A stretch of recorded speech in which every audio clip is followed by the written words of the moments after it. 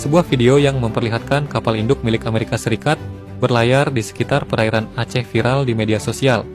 Kapal itu disebut-sebut tengah menuju Timur Tengah, diduga terkait eskalasi konflik antara Iran dan Israel. Menanggapi hal tersebut, Kepala Dinas Penerangan TNI Angkatan Laut Laksamana Pertama Tanggul membenarkan bahwa kapal induk USS Nimitz memang melintasi wilayah Indonesia, tepatnya melalui Selat Malaka pada 17 Juni 2025 lalu. Dia menjelaskan bahwa pelayaran USS Nimitz dilakukan secara sah karena berada di jalur pelayaran internasional dan sesuai dengan ketentuan hukum laut internasional. Status Selat Malaka adalah Strait Used for International Navigation, artinya Selat Malaka merupakan jalur yang digunakan untuk pelayaran internasional, ujar Laksma Tanggul, dikutip dari Kumparan News Jumat 20 Juni.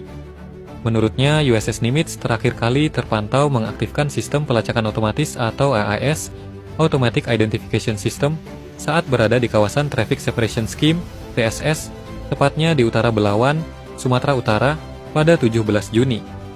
Dengan posisi tersebut, pelayaran kapal induk Kalesan itu termasuk dalam kategori hak lintas damai, sebagaimana diatur dalam Konvensi Hukum Laut PBB, UNCLOS, tahun 1812.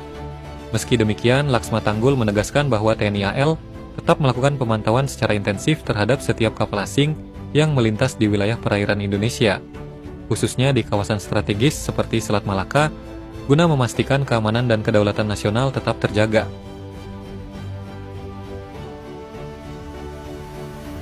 Amerika Serikat menunjukkan kekuatan penuhnya. 3 grup kapal induk nuklir diturunkan sekaligus ke kawasan Timur Tengah untuk mengantisipasi eskalasi konflik Iran-Israel. USS Carl Vinson sudah siaga di Laut Arab. Bagian dari armada kelima, USS Nimitz sedang melintasi Selat Malaka menuju zona panas. USS Gerald R. Ford dalam perjalanan ke Laut Mediterania. Ini bukan latihan, ini sinyal serius dari Washington. Apakah ini tanda-tanda konflik besar akan pecah? Stay tune, dunia bisa berubah dalam hitungan hari. Harapan semoga selalu damai.